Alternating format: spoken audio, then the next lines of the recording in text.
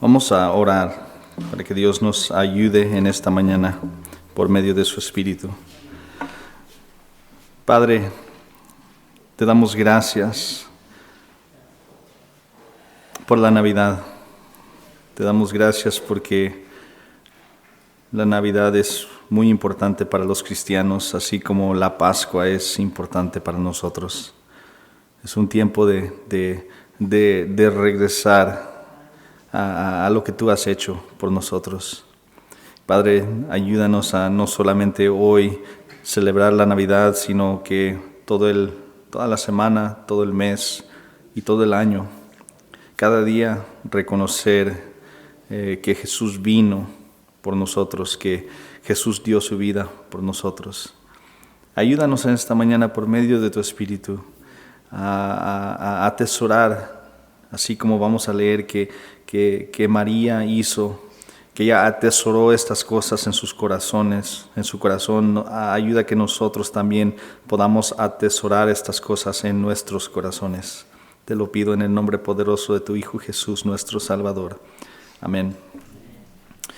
Les confieso, hermanos, que tengo un objetivo en esta mañana. Mi objetivo es recordarles el verdadero significado de la Navidad. Mi intención en esta mañana es que cada uno de nosotros volvamos a enfocarnos y devolvamos nuestras mentes y nuestros corazones a la grandeza de aquello que ocurrió en ese pesebre en Belén hace tantos años. Mi meta en esta mañana es que ustedes salgan de este lugar con una mayor comprensión de lo que significa el nacimiento de Jesús. Mi misión es que cada uno de ustedes se vaya de aquí asombrado por la majestuosidad de la Navidad. Pero ¿por qué es este mi objetivo? Porque hay muchas personas y posiblemente incluso en este lugar quien tienen una comprensión muy básica o superficial del significado de la Navidad. No es un insulto, no es muy profundo ese conocimiento. Hay personas que entienden que el Salvador nació y que Él vino, pero no entienden por qué nació o quién es en realidad este Salvador. La mayoría de gente, incluso los mundanos, saben que celebramos la Navidad porque Jesús nació. Pero lo que mucha gente ahí en el mundo no sabe es el plan de Dios que se estaba cumpliendo a través del nacimiento de este bebé en Belén. Creo que el significado bíblico de la Navidad es infinitamente más profundo y más grandioso de lo que tal vez algunos de nosotros podíamos imaginar.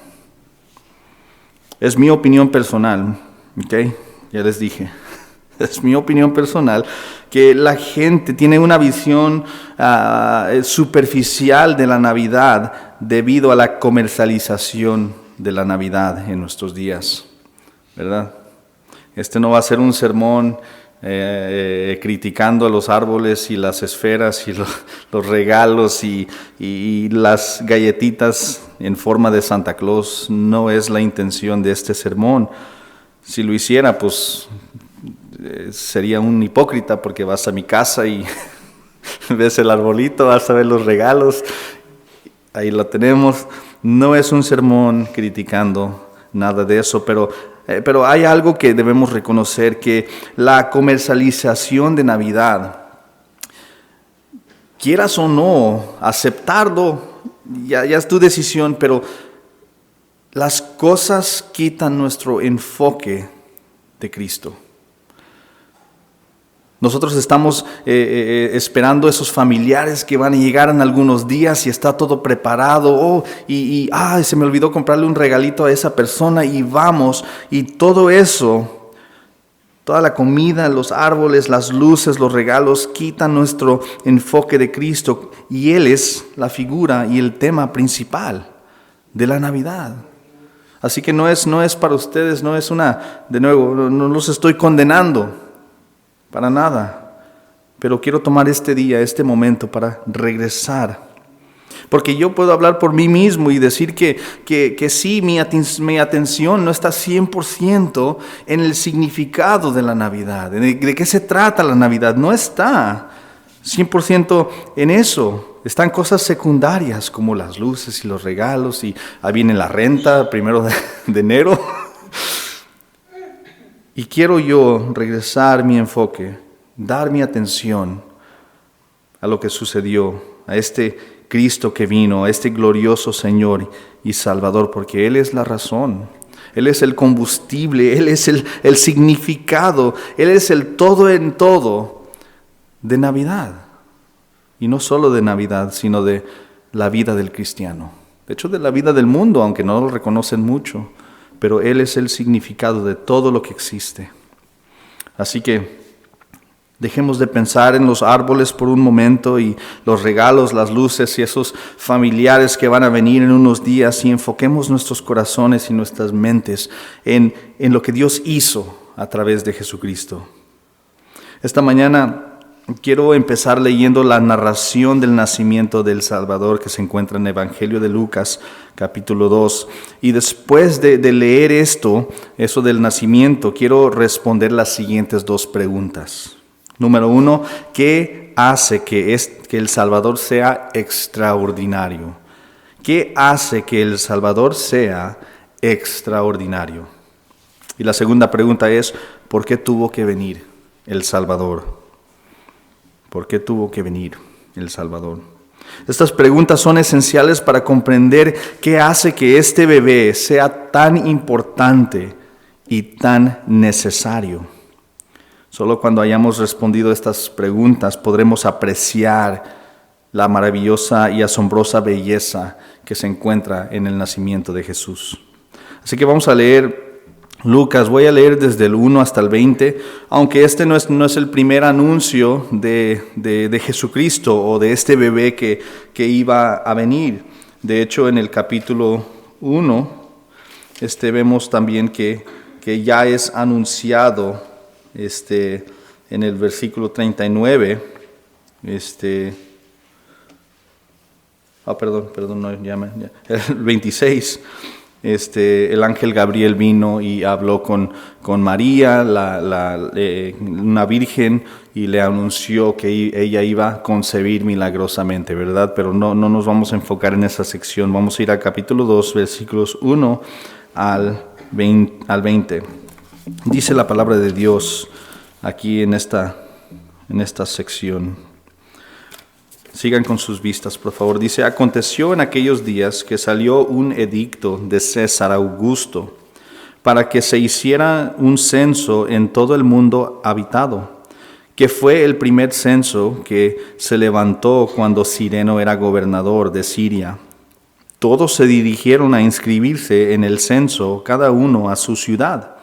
También José, ustedes saben quién es José, el esposo de María. Dice, también José subió de Galilea, de la ciudad de Nazaret, a Judea, a la ciudad de David, que se llama Belén, por ser él de la casa de la familia de David, para inscribirse junto con María, comprometida para casarse con él, la cual estaba encinta.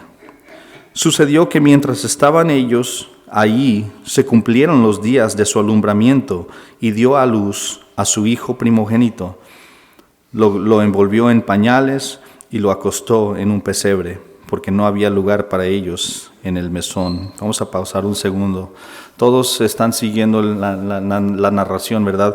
Podemos olvidarnos un poquito de César y Augusto y esos nombres de esas personas, y simplemente ver que este censo forzó a José y María a ir a registrarse en la tierra natal de José. Vemos muchas cosas ahí que no nos vamos a enfocar en tanto. Por ejemplo, David, él es el rey, pues también vemos que Cristo es rey. No hay mucha información aquí, pero vamos a seguir adelante leyendo. Nomás quería asegurarme que estamos en el mismo canal. Luego en el versículo 8, en adelante hasta el 20, dice lo siguiente. Y hablando de Belén, dice, en la misma región había pastores que estaban en el campo, cuidando sus rebaños durante las vigilias de la noche. Y un ángel del Señor se les presentó, y la gloria del Señor los rodeó de resplandor y tuvieron gran temor. Pero el ángel les dijo: no teman, porque les traigo buenas nuevas de gran gozo, que serán para todo el pueblo.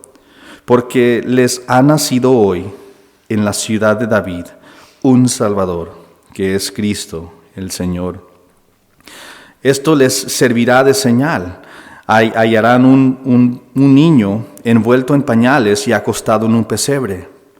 De repente apareció con el ángel una multitud de los ejércitos celestiales, alabando a Dios, diciendo: gloria a Dios en las alturas, y en la tierra paz entre los hombres en quienes Él se complace. Cuando los ángeles se fueron al cielo, los pastores se decían unos a otros: vayamos pues hasta Belén y veamos esto que ha sucedido, que el Señor nos ha dado a saber. Fueron a toda prisa y hallaron a María y José y al niño acostado en el pesebre. Cuando lo vieron, dieron saber lo que se les había dicho acerca de este niño, y todos los que lo oyeron se maravillaron de las cosas que les fueron dichas por los pastores. Pero María atesoraba todas estas cosas, reflexionando sobre ellas en su corazón. Y los pastores se volvieron glorificando y alabando a Dios por todo lo que habían oído y visto, tal como se les había dicho. Ahí tenemos nuestra narrativa. Nuestro enfoque va a estar en el versículo 11, donde nos dice: porque ese es el anuncio del ángel, porque les ha nacido hoy en la ciudad de David un Salvador. De nuevo, hay mucho significado ahí, muchos tesoros en este versículo. Uno de los cuales nomás les voy a mencionar es que los pastores estaban cuidando sus rebaños de noche. Y ese es un paralelo, un significado espiritual en el ambiente que estaba en el mundo. Sabemos que Dios había estado en silencio desde Malaquías por 400 años. Estaban en oscuridad, el mundo estaba en total oscuridad, especialmente los judíos estaban bajo la opresión, el puño de hierro, digamos, de el Imperio Romano. Así que fue un tiempo como la noche, muy oscura, muy difícil de ver esperanza. Y viene este ángel a anunciarles las buenas noticias. En esta narrativa, como leímos ahorita, es muy interesante porque hay mucha acción, hay mucha conmoción en estos pocos versículos, ¿no? Vemos casi como una deportación, ¿no? Obviamente no era literal, pero digamos lo forzaron a José para ya a ir a la ciudad de David, a Belén, y luego los pastores, los ángeles, y luego otra multitud de ángeles, y luego a María y el pesebre, un lugar que era para darle a comer a los niños. Es mucho que está sucediendo en esta narrativa, en esta historia. Pero ¿cuál es el significado de todo esto? Toda esta conmoción. ¿Por qué deberíamos nosotros, como esos pastores que recibieron las buenas noticias, regocijarnos cuando escuchamos que nació el Salvador? Esto nos lleva a nuestra primera pregunta: ¿qué hace que el Salvador sea extraordinario? En otras palabras, ¿qué hace que este bebé sea más especial que mis propios bebés? ¿Qué hace que este bebé sea más especial que todos los niños que van a nacer hoy? O incluso en el día de Navidad, el 25. ¿Qué hace que Él sea más especial que todos esos bebés en el mundo? ¿Por qué deberíamos celebrar a Él en estas fechas? Este bebé que nació hace 2000 años. Por esto. Porque más que celebrar el nacimiento de un bebé, de un niño, estamos celebrando la encarnación de Dios. ¿Ok? Celebramos la verdad única y maravillosa de que Dios condescendió y se hizo hombre. El creador del mundo entró al mundo que Él creó. El soberano y santo Rey del universo, el que sostiene todo con el poder de su palabra, dejó su trono de gloria para morar entre hombres pecadores. Jesús es extraordinario, el Salvador es extraordinario porque Jesús es Dios encarnado.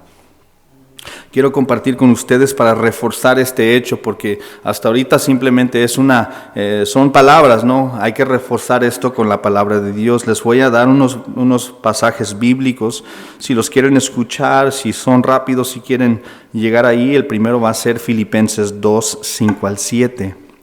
Y aquí nos muestra, y estos versículos nos van a mostrar la realidad de que Jesús es Dios. Filipenses 2, del 5 a 7, dice lo siguiente.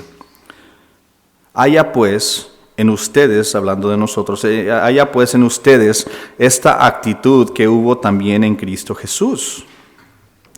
El cual, ¿quién? Cristo Jesús. Dice, el cual, aunque existía en forma de Dios, no consideró el ser igual a Dios como algo a que aferrarse, sino que se despojó de sí mismo tomando forma de siervo, haciéndose semejante a los hombres. Así que nos dice ahí que Él existía por toda la eternidad en forma de Dios. Y Él siendo así, no se aferró a eso, no dijo, no puedo dejar mi trono, sino se despojó de su gloria, de su derecho, ¿verdad? Luego en Colosenses 1, 15 al 16, que leímos con Armando hace poco. Colosenses 1, del 15 al 16, dice lo siguiente. Él es la imagen del Dios invisible, el primogénito de toda la creación, porque en Él, en Cristo, fueron creadas todas las cosas, tanto en los cielos como en la tierra, visibles e invisibles, ya sean tronos o dominios o poderes o autoridades. Todo ha sido creado por medio de Él y para Él. Cristo es el creador. Todo fue creado por medio de Él. Luego en Colosenses 2:9 dice, porque toda la plenitud de la deidad, siendo Dios, de la deidad reside corporalmente en Él, hablando de Cristo. Luego Tito, capítulo 2, versículo 13. De nuevo les recuerdo que estamos reforzando el hecho de que Jesús es Dios encarnado, Dios en forma de ser humano. Dice Tito 2:13, aguardando la esperanza bienaventurada y la manifestación de la gloria de nuestro gran Dios y Salvador, Cristo Jesús. Él es nuestro Dios y Salvador. Y luego Juan 1:1, hablando de Cristo, dice, en el principio ya existía el verbo es Cristo, nos dice más adelante en ese capítulo. Dice, ya existía el verbo y el verbo estaba con Dios y el verbo era Dios. Cristo estaba con Dios y Cristo era Dios. Así que aquí vemos básicamente las dos personas de la Trinidad, ¿no? No se menciona en este momento el Espíritu Santo, pero está hablando estaba con Dios, el Padre, y no lo dice ahí explícitamente, pero estaba con Dios refiriéndose al Padre, pero el verbo era Dios también, el Hijo. ¿Okay? Luego en Juan 20:28, no sé si ustedes recuerdan Tomás el dudoso, ¿no? El que le dijeron, oye, apareció Cristo y está resucitado. Él dice, no voy a creer hasta que yo lo vea con mis propios ojos y pueda tocar esas heridas, ¿no? de su crucifixión. Ya por fin, pues Dios tuvo misericordia, Cristo tuvo misericordia de Tomás y se apareció a Tomás. Y cuando Él apareció, dice ahí en Juan 20:28, lo que dijo Tomás, dice, Señor mío y Dios mío. Así responde Tomás al ver al Cristo resucitado. Finalmente, Mateo capítulo 1, versículo 23. Dice, he aquí, la Virgen concebirá y dará a luz un hijo y le pondrán por nombre Emmanuel, que traducido significa Dios con nosotros. Cuando Jesús nació, era Dios encarnado, era Dios con nosotros, Dios entre nosotros. Era el Verbo hecho carne. Era completamente humano. Sabemos eso, hasta lloró, lamentó, sangró, tuvo cansancio, era completamente hombre como los que estamos aquí, pero era completamente Dios también, según estos versículos. Ahora que sabemos que el Salvador, Jesús, fue extraordinario porque era Dios en carne, debemos hacer la segunda pregunta, que es, ¿por qué tuvo que venir Dios en la carne? ¿Por qué tuvo que venir el Salvador? Cristo, ¿por qué tuvo que hacerse hombre como nosotros? Yo no lo hubiera hecho. Pero ¿por qué se humilló? ¿Por qué dejó su trono y su gloria? ¿Por qué dejó eso tan bello y tan glorioso para venir a este lugar sucio, la tierra? ¿Y por qué fue necesario? Bueno, Jesús el Salvador vino en una misión de rescate. Pero la pregunta que demanda el nacimiento de Jesús es, ¿por qué necesitamos que alguien nos salve? ¿De qué vino a salvarnos?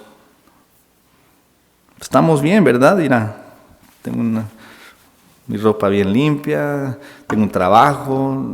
¿Por qué? ¿Por qué vino? Las buenas noticias de la Navidad solo tienen sentido cuando entendemos las malas noticias de la Navidad. El hecho de que Jesús sea un Salvador es una muy buena noticia, pero a la vez es una muy mala noticia. Es una muy mala noticia porque dice que necesitamos ser salvados y nosotros no podemos salvarnos a nosotros mismos. Pero también es una buena noticia porque nos dice que a pesar de nuestra incapacidad de salvarnos a nosotros mismos, Dios ha venido en carne a través de la persona de Jesucristo para salvarnos, para rescatarnos. Así que para contestar esta pregunta de por qué tuvo que venir el Salvador, quiero llevar nuestra mirada y nomás síganme en sus mentes, no tienen que ir ahí, al menos que quieran, porque voy a parafrasear los primeros 3 capítulos de Génesis, ¿ok? Básicamente lo que sucede en esos primeros 3 capítulos de Génesis es que Dios, la Trinidad, Padre, Hijo y Espíritu Santo, crearon. Y si alguien dice, no, Dani, ahí dice que el Padre, y habla del Espíritu que estaba sobre las aguas, sobre la faz de la tierra, y aquí no veo a Cristo, pues Juan 1:1 dijo en el principio era el Verbo, Cristo, y el Verbo era con Dios, es paralelo con Génesis 1:1. Así que si agarramos Génesis 1:1, Juan 1:1, los ponemos juntos, Padre, Hijo y Espíritu Santo están presentes, ¿ok? No me critiquen. Así que Dios, la Trinidad, creó la tierra, ahí en el capítulo 1. Creó la tierra, el cielo, las estrellas, los planetas, los otros planetas, las plantas, los animales, e incluso hizo a los primeros 2 seres humanos que se llamaban Adán y su esposa Eva. Adán y su esposa fueron creados, dice la palabra de Dios, a imagen y semejanza de Dios, y ellos disfrutaron de una perfecta comunión con Dios, una conexión tan bella, tan cercana con su Creador. Realmente fue algo, pues más adelante veremos cómo es, ¿no? Ya que lleguemos a la gloria. Pero ellos disfrutaron esta perfecta comunión con Dios, y Dios le dio a esta pareja dominio sobre el resto de su creación, sobre los animales y las plantas y el campo, todo.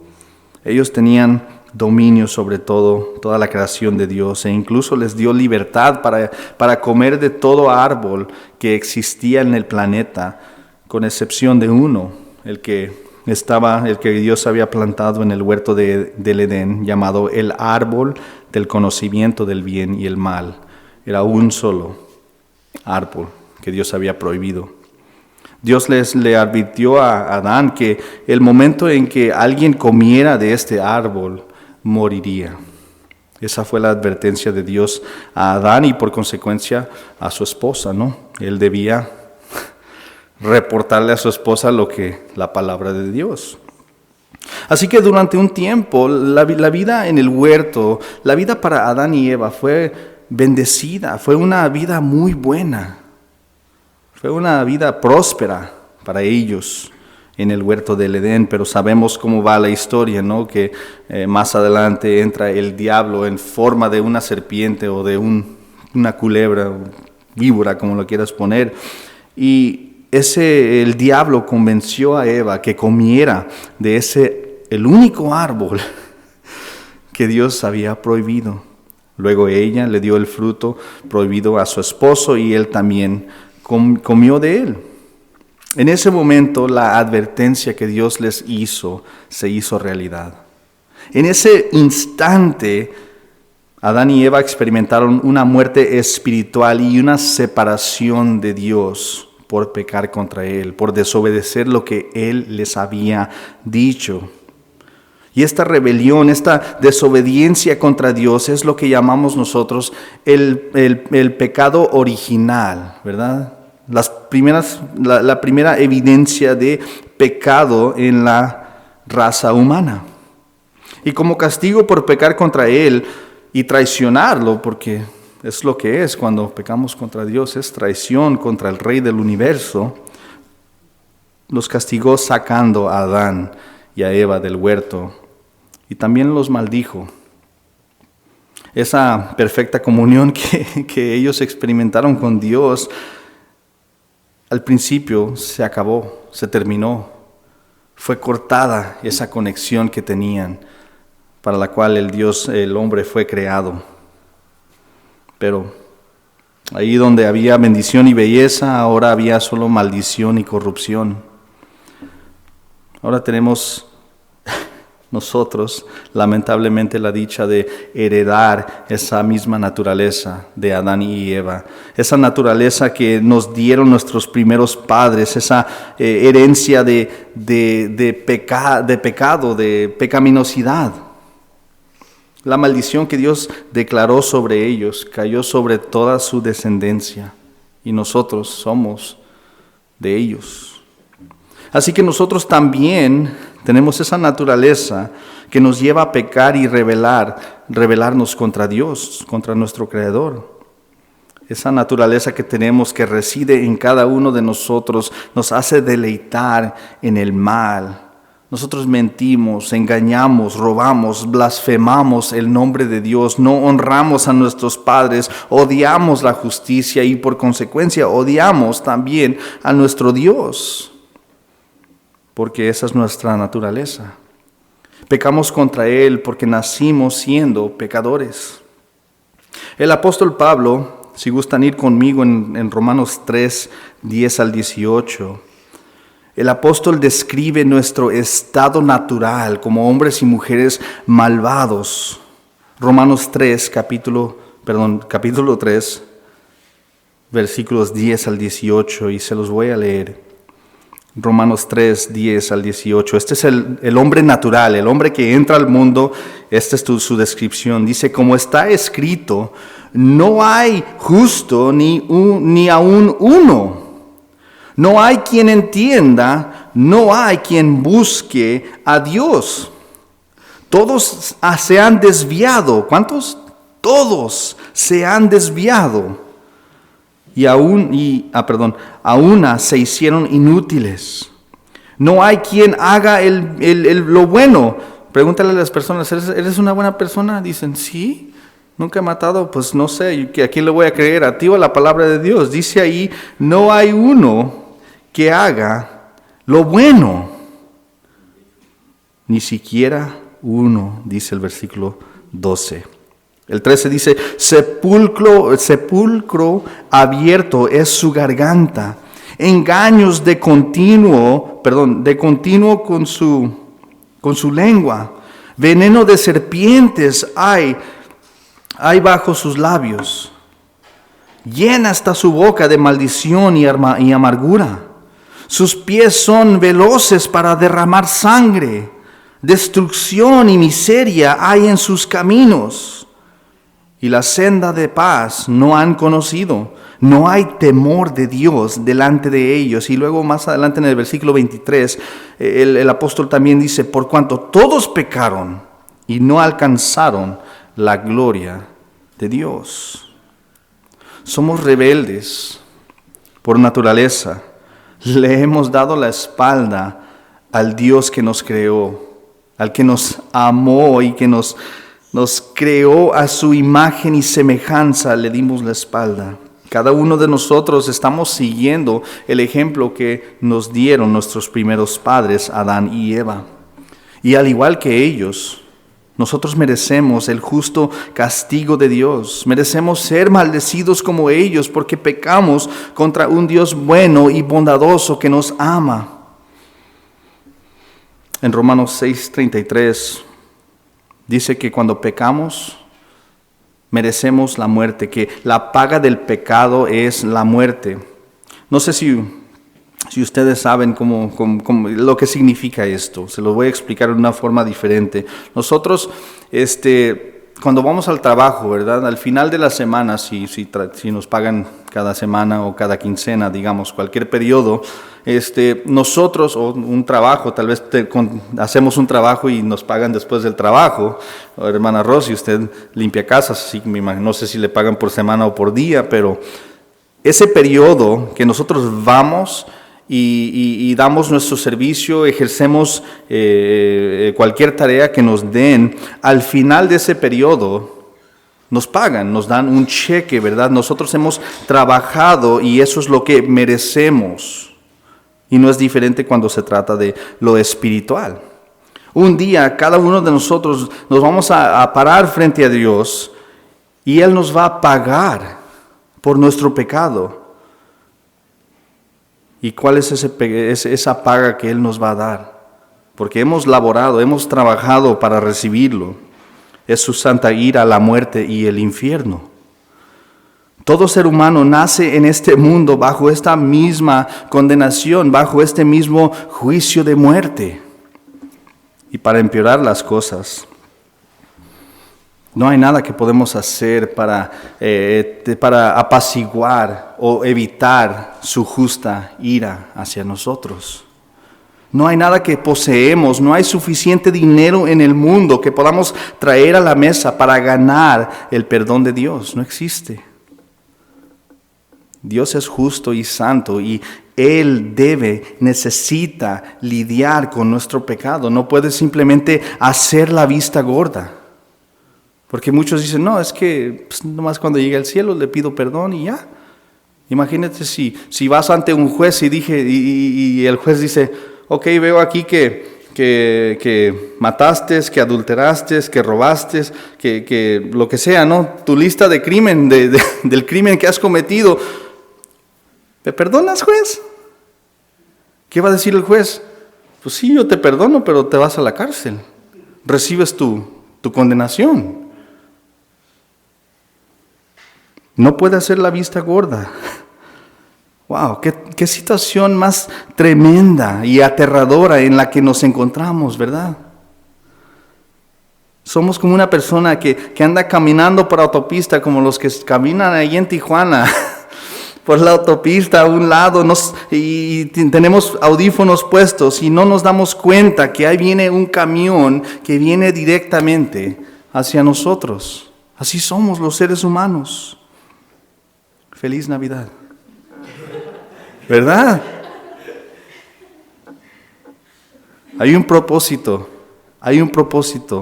por todo lo que hemos visto hasta ahorita. Porque todo suena trágico, todo suena perdido y realmente lo es, excepto, mis amados hermanos, que Dios había hecho una promesa antes de exiliar a Adán y Eva. Vayan conmigo, por favor, a Génesis 3:15. Todos me dan su vista cuando estén ahí en Génesis 3:15, por favor.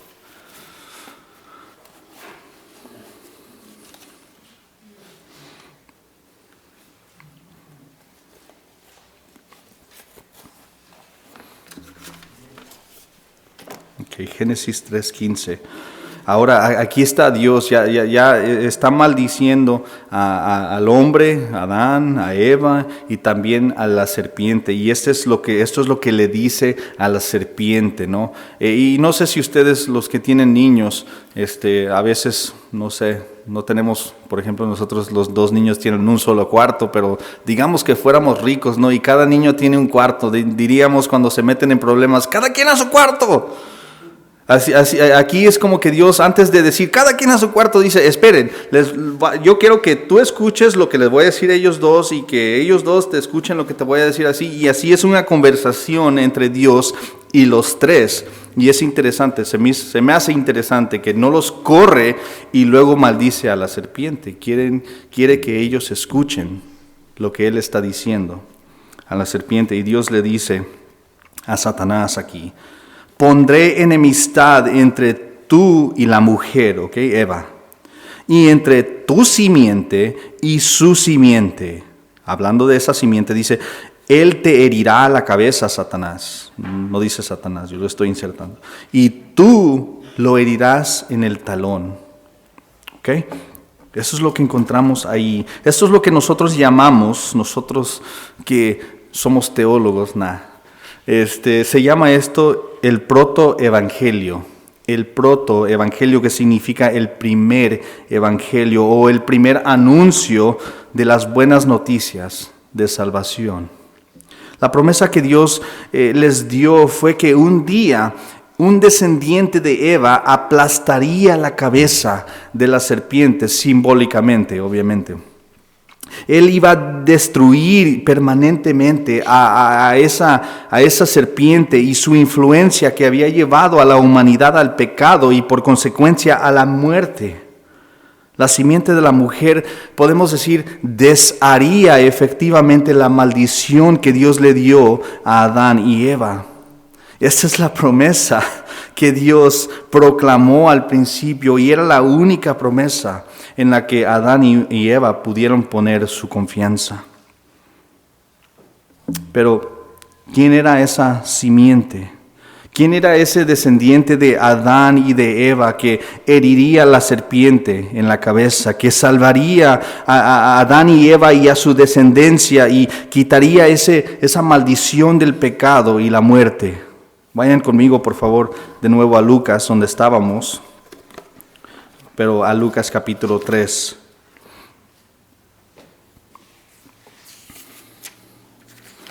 Lucas capítulo 3.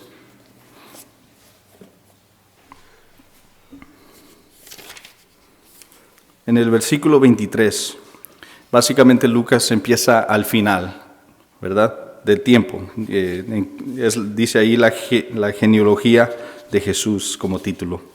Y del 23 empieza hablando de Jesús, ¿verdad? Así que Jesús es el objeto, es el final de la genealogía que Lucas quiere registrar. Pero quiero que vayan hasta el versículo 8 y vean quién está ahí. ¿De quién es descendiente este Jesús?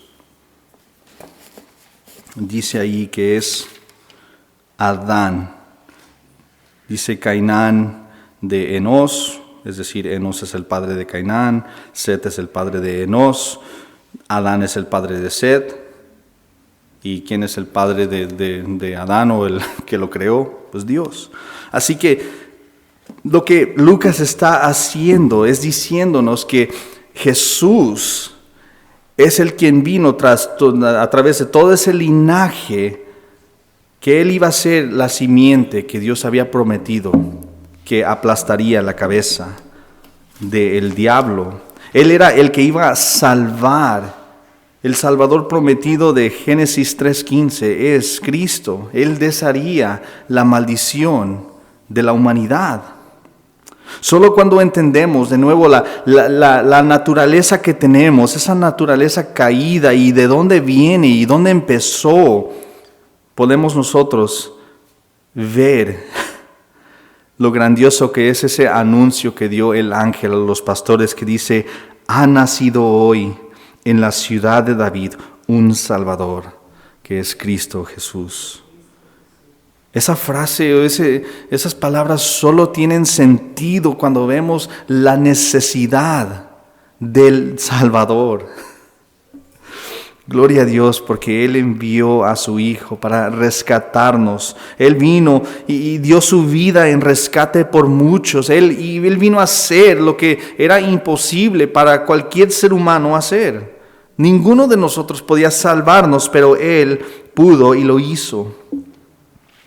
Ahora creo que ven por qué la primera Navidad, este primer anuncio, el anuncio de este bebé en Belén, provoca tanto gozo y asombro, tanto a los pastores como a nosotros.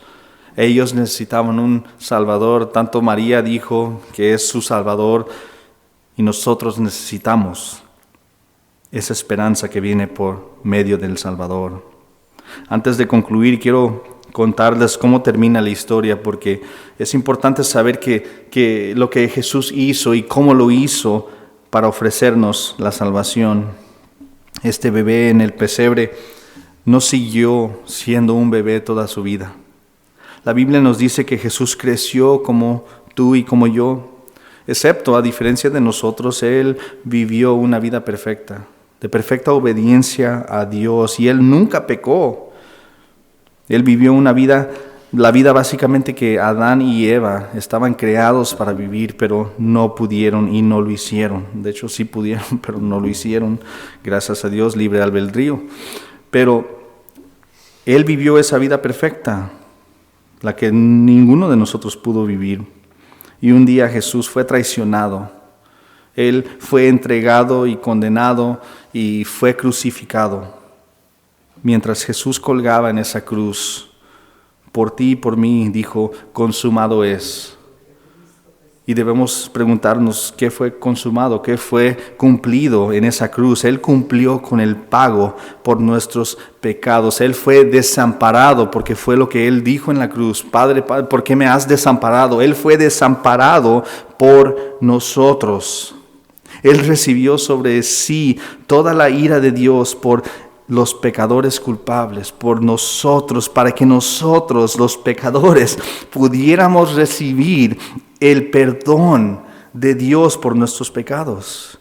Él murió en esa cruz y después fue sepultado en una tumba, y 3 días después Él resucitó poderosamente de entre los muertos, ¿verdad? Y esa resurrección fue la prueba, fue la evidencia de que Dios estaba completamente satisfecho por lo que Cristo había hecho en el lugar de los pecadores. Poco después de su resurrección, ascendió al cielo, donde ahora nos dice en Efesios que Él está sentado a la diestra del Padre, intercediendo por los santos, por su iglesia, por quien Él ha salvado. Y un día nos promete en Apocalipsis que Él regresará para juzgar. Se va a tomar su iglesia, pero luego va a juzgar a todo el mundo.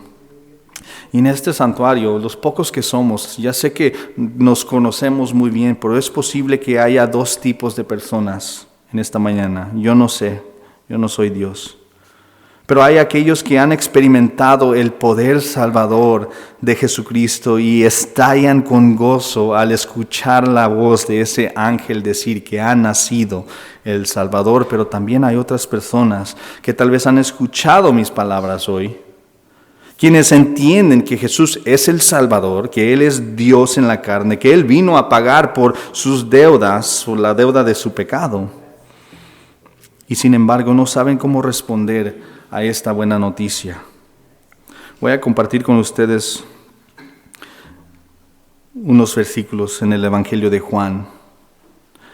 Si usted quiere acompañarme, puede acompañarme, si no lo voy a leer en voz alta.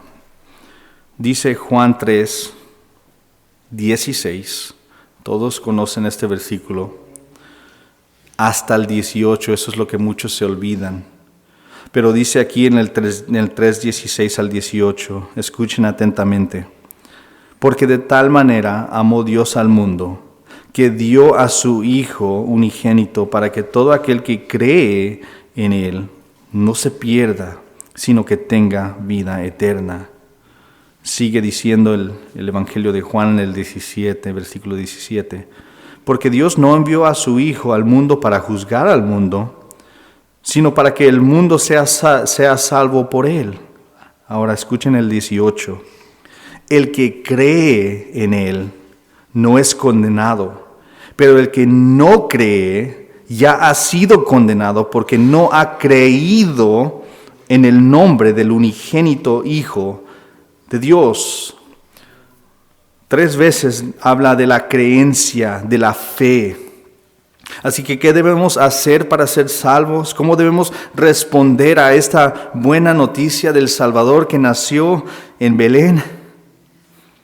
Si has escuchado el Evangelio, si entiendes las buenas nuevas del nacimiento de Jesucristo, de este Salvador que vino a rescatar a cada uno de los que estamos aquí, lo que debemos hacer es abandonar nuestro pecado y abrazar al Salvador con todo nuestro ser. Debemos creer que Él es Dios en la carne. Debemos creer que Él vino a través del vientre de una virgen. Debemos poner toda nuestra confianza, toda, en la obra de Cristo en la cruz por nosotros. Debemos confiar en Él y seguir su ejemplo todos los días de nuestras vidas. No sé si ustedes recuerdan, hace ratito les di una cita que decía que la paga del pecado es la muerte. Romanos 6:23. Quiero leerles el versículo completo porque esa es solamente la mitad. Esa es la muy malas noticias. Pero la otra mitad tiene unas muy buenas noticias. Romanos 6:23 dice lo siguiente.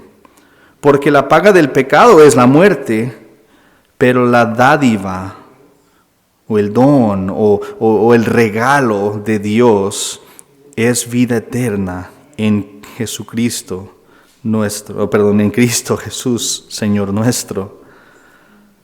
Sí, merecemos justamente la muerte, pero Dios nos ofrece vida por medio de Cristo.